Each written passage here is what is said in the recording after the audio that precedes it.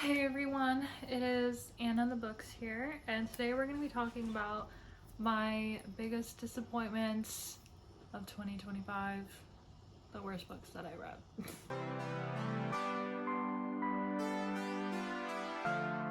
Okay, so it kind of sucks that this video is going to be inherently pretty negative, but you know, what are you going to do? I think it's okay if you read a book, even if it's super popular and you just didn't like it. You could say your opinion, it's okay. But also, just because I didn't enjoy these books, or I was really disappointed in them, if you loved them, low-key I'm jealous, because I spent hours reading these books only to be disappointed, and like I wish I loved them, you know? Like, you don't pick up a book, so I don't pick up a book to hate read or to expect to hate it. Like, I pick up a book because I'm like hoping that I'm gonna enjoy it. So these were just my disappointments, and let's just get started. I divided this video into 3 categories. So the first category are books that I DNF'd, so there's 2 of them, and then the second category are 2-star reads. I don't know, I don't really give a lot of books 2 stars, but I did this year. It kind of sucks, but I didn't give anything lower than a 2 stars. So my 2-star reads is second.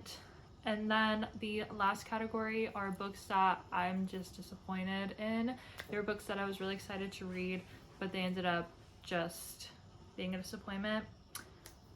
So yeah, let's just get started.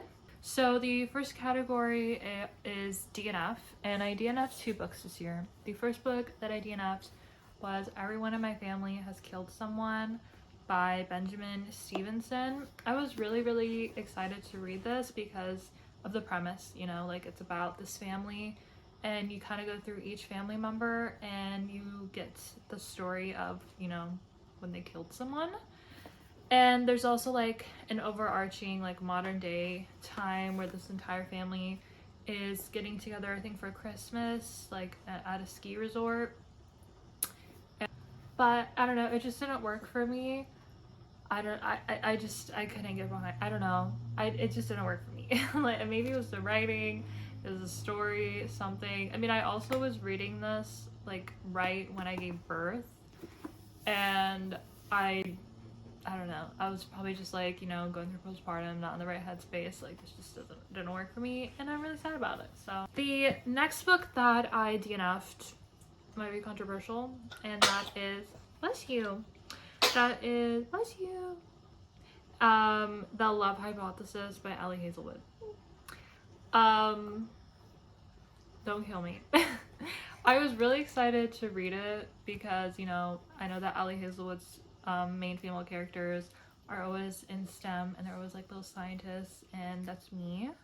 So I was really excited to read it. I was listening to it on audiobook, and I DNF'd it about like at the halfway point at like when they were in the hotel, the one bed. I don't know. I just feel like the whole, like, up until that point, nothing happened. I couldn't really get behind the chemistry because there was no chemistry to me, and it was just really boring.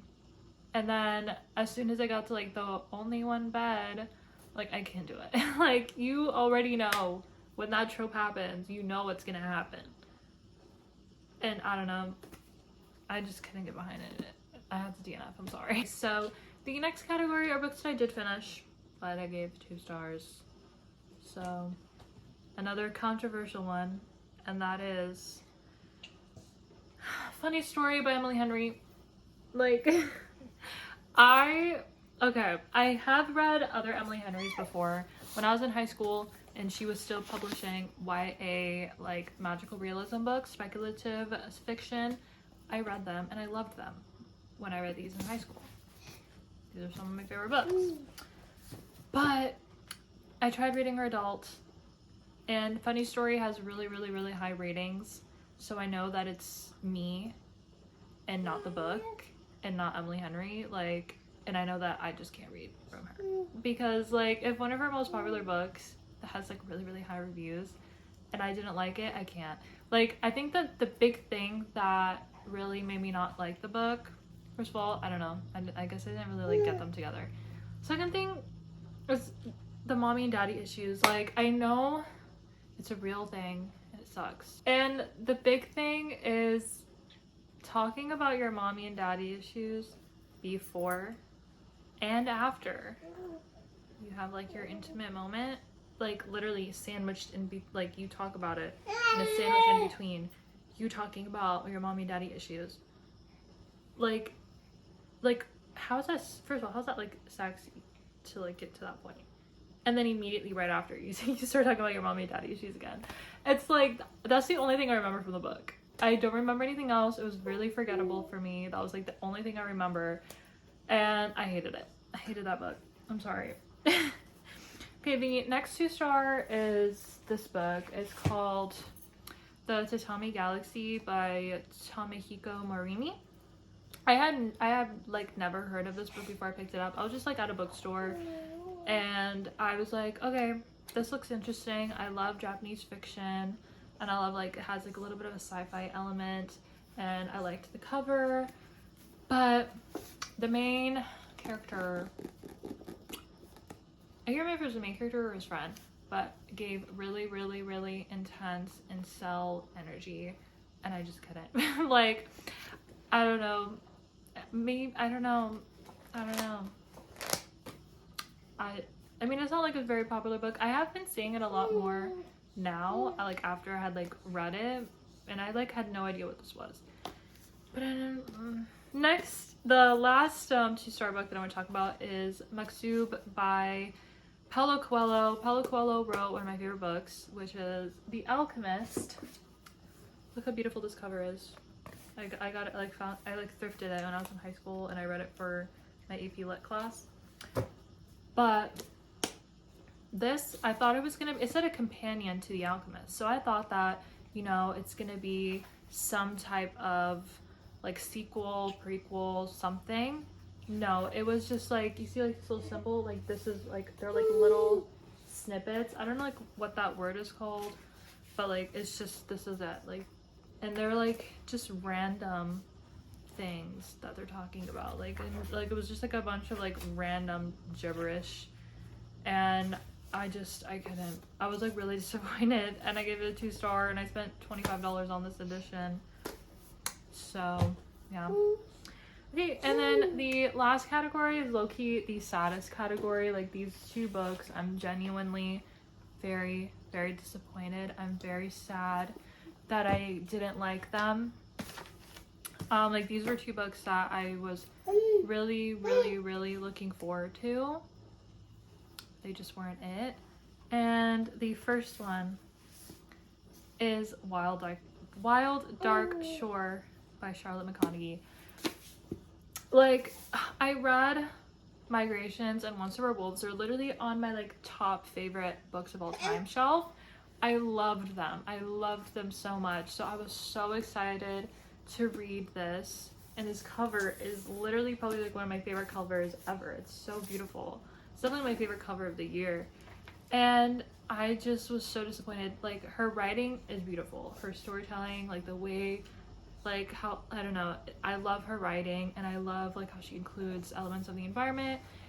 Cause like, I'm an environmental scientist. Well, I don't have a job, but I have I'm like getting my master's in environmental science and I have my bachelor's in environmental science. So I was like super excited. The story, I just wasn't, it wasn't for me. Also, I also got this full price. But like, I don't know, the story, it just didn't really work for me. But I was really sad. I think I gave this like a 3.15, 3.25, which isn't like super low, but because I was like, I thought this was gonna be a 5-star because Migrations and Once There Were Wolves were 5 stars for me. I thought this was gonna be a 5-star and it wasn't, and that's why it's in this video. And the last book, again, was very, very popular this year. Bury Our Bones in the Midnight Soil by V.E. Schwab. This is my 4th V.E. Schwab. I read The Invisible Life of Addie LaRue, which I enjoyed. I read that years ago, and then last year, in 2024, I read the entire trilogy, the Shades of Magic trilogy. I think you could see it. No, I don't know if you can see it. It's over there. And I loved them. So I was really excited to read this, and I even got a signed edition from Barnes & Noble. But I don't know, the writing again is beautiful. Like, I love her prose, but the story was just very long and very boring. It was just like, I don't know, it was really boring to me. And I only liked one of the three perspectives. I really enjoyed reading about Maria. The other two, not so much. And then Maria towards the end of the story also, like, she kind of sucks. But I enjoyed her stories in the beginning, and then it just kind of like went downhill from there. And I'm really sad about it. Really sad. I was really excited to read this. I literally got it, signed editions, because I was so excited. But yeah, that's my video. I hope I didn't offend anyone. But, you know, things happen, and I just didn't really, these books just didn't work for me, and I'm really sad about it. But, you know, what are you gonna do? What are you gonna do? You read and you learn. But anyway, if you guys agree with any of these, let me know. And I want to know what are some of your guys' most disappointing books of the year, so let me know. And yeah, thank you guys for watching. Bye.